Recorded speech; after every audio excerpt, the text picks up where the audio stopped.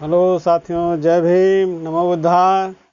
साथियों, आज हम एक नए विषय पे चर्चा करेंगे, जो कि लेखक यहाँ बहुत सुंदर तरीके से आज जो सामाजिक स्थिति है उसके ऊपर जो है चर्चा कर रहे हैं कि आज बहुजन समाज जो है किस दिशा की तरफ ज़्यादा ध्यान दे रहा है।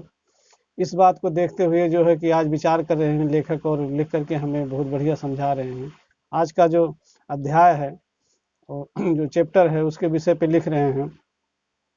राज सत्ता सभी समस्याओं की चाबी नहीं, आर्थिक सत्ता जरूरी है।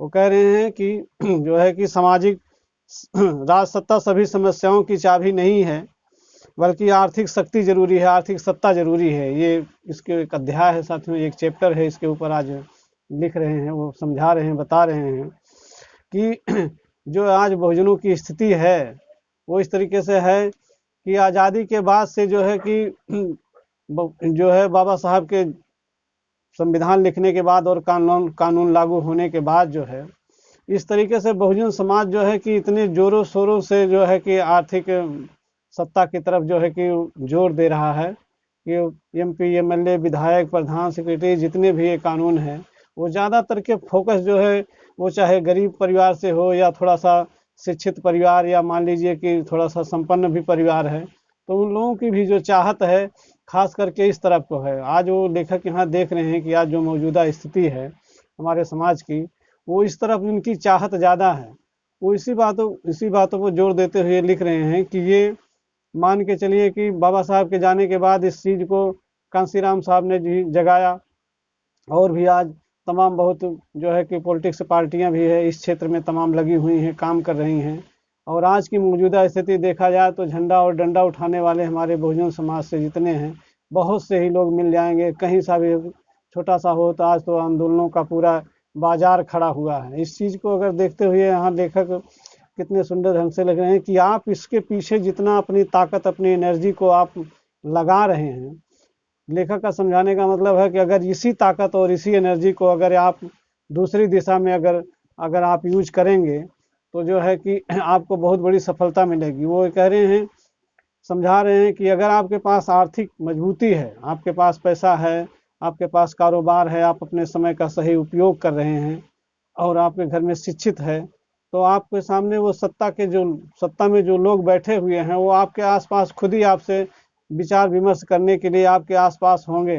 और जो मौजूदा अभी राजनीतिक दल जो सत्ता में कामयाब हैं, चल रहे हैं, वो पूंजीपतियों के भरोसे पे ही चल रही है हमेशा।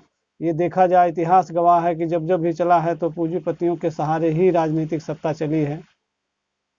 तो इसी बात को समझा रहे हैं कि आप भी उसमें ज़्यादा ताकत ना देते हुए जो है कि अर्थ के ऊपर जोर दीजिए कि हमारा अर्थ कहाँ से मजबूत होगा। हम बिजनेस व्यापार करें, नए कामों की तरफ खोज करें, नई टेक्नोलॉजी के ऊपर ध्यान दें। इन सब चीज़ों के ऊपर अगर आप मेहनत करेंगे, फोकस करेंगे साथियों, तो आपको जो है कि इसमें तरक्की के रास्ते मिलेंगे और नई नई चीज़ों का उख होगा, जिससे कि आपको भी बलपूर्वक सुख मिलेगा और आने वाली जो पीढ़ियाँ होंगी उन्हें भी बलपूर्वक सुख मिलेगा। यहाँ लेखक का कहने का मतलब आर्थिक, धार्मिक, राजनीतिक, वैचारिक जगत जो जागृति शामिल है, आज भी उनका दर्शन उतना ही प्रासंगिक है।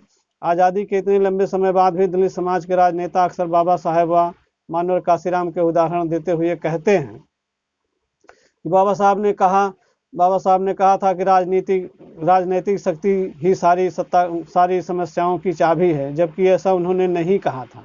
यहाँ लेखक बता रहे हैं कि ये बाबा साहब का मतलब नहीं था कि जो है कि राजनीतिक सत्ता मिल जाए पर हमको सारी समस्याओं की चाबी मिल जाएगी, ऐसा नहीं हुआ था। बाबा साहब का तो एक सपना था, उन्होंने हर क्षेत्र में शोषितों को जागरूक होकर के आगे बढ़ने का आह्वान किया था। उनका कहने का मतलब ये था कि वो जो है कि शोषित वंचित समाज है वो आगे बढ़े और हर क्षेत्र में तरक्की करे, शिक्षा के क्षेत्र में करे, राजनीति के क्षेत्र में करे, बिजनेस व्यापार के क्षेत्र में। जब तक आप सभी क्षेत्रों में परिपूर्ण रूप से आर्थिक रूप से मजबूत नहीं होंगे, तब तक ले आपको जो है कि पूरा सुखमय जीवन जीने का सुनहरा मौका नहीं मिलेगा। उसी हालत को यहाँ लेखक बयां करते हुए बताते हैं कि माना कि देश की मौजूदा हालात में राजनीतिक सत्ता का महत्व बहुत बड़ा है। सही है, काफ़ी नीतियां प्रभावित हुई हैं जो राजनीतिक दृष्टि से सही भी है, और इससे ज़्यादा महत्वपूर्ण हमें आर्थिक रूप से संपन्न होना, व्यापार में प्रवेश कर उन लोगों को जेब से पैसा हमारी ओर लाना जिन्हें आज तक हम मालो माल करते आ रहे हैं। इनका कहने का मतलब है कि जो हमसे जो ऊपर अभी बहुत बड़े बड़े व्यापारी देश के बैठे हुए हैं, वो चाहे तो एक जिले के जिले पूरे अपने एक दिन में खरीद सकते हैं, इतने मालो माल बने बैठे हुए हैं, और वो हमारी वजह से बैठे हुए हैं। हमें भी एक ऐसी अपनी तकनीक खोजनी है, हमें भी अपना विचार विमर्श करना है शिक्षा पे जोर दे करके। इस चीज़ को कम से कम अगर हम अपना वो विकास नहीं कर रहे हैं, लेकिन हम अपने आप को कम से कम अपनी कमाई को रोक तो सकें, अपने समाज के हित के लिए लगा सकें, या अपने पैसा अपने समाज का पैसा अपने समाज के थ्रू ही आय व्यय करें, ऐसा लेखक का समझाने का मतलब है।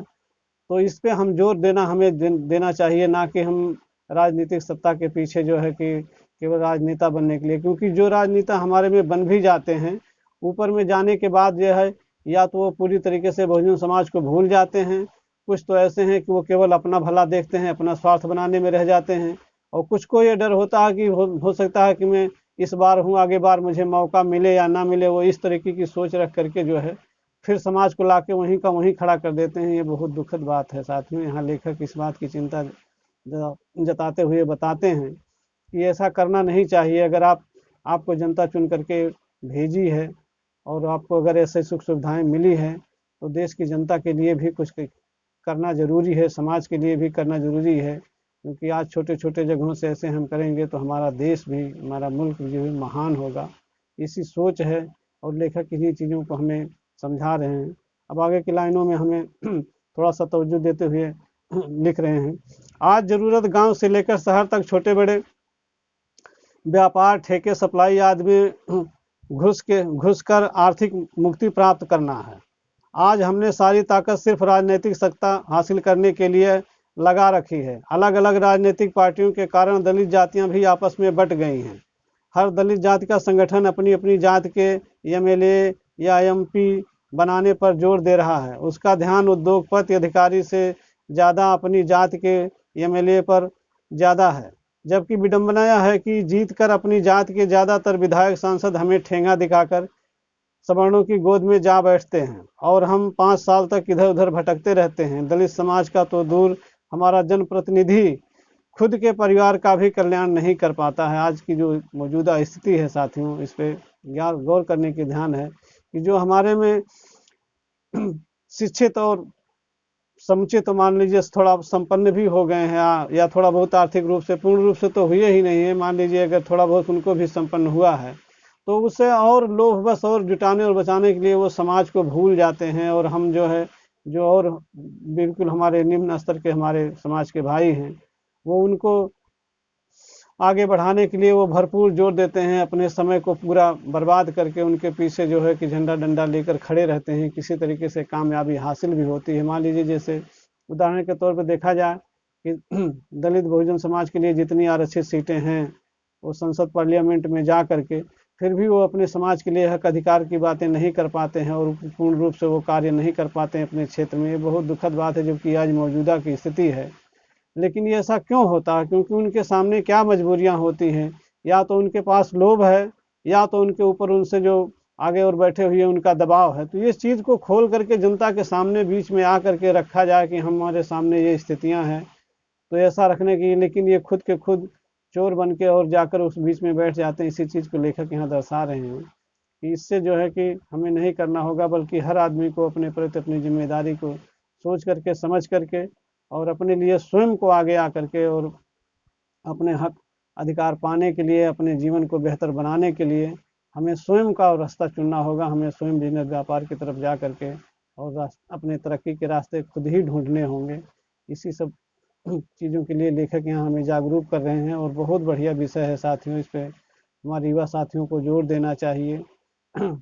भाई भाई हों चाहे बहनें हों, या हमारी बेटी हैं, बहू हैं, जिसने भी है, जहाँ तक भी हो सके पहले तो सबसे पहले जोर अपनी शिक्षा पे दें, और जैसे ही उनको शिक्षा से थोड़ा बहुत जहाँ तक हासिल कर पाते हैं, इसके बाद अपने पारिवारिक स्थिति को देखते हुए, और हमें ऐसा भी नहीं है कि लोग बस हम किसी गैर कानूनी को काम करें या किसी को दुख पहुंचा करके इसके बाद हम अपने आप को आगे बढ़ें, ऐसी सोच कभी नहीं रखना है। कानून के दायरे में रहते हुए साथियों, हमें हमेशा कानून को अपने सिर के ऊपर रखते हुए और कानून के नीचे रह करके, कानून के दायरे में रह करके हमें जितना संभव हो सकता है हम आलसी ना बने, और अपने आप को अपने एक बेहतर जीवन जीने की कोशिश करें साथियों, यही समाज के लिए और हमारे परिवार के लिए अच्छा होगा।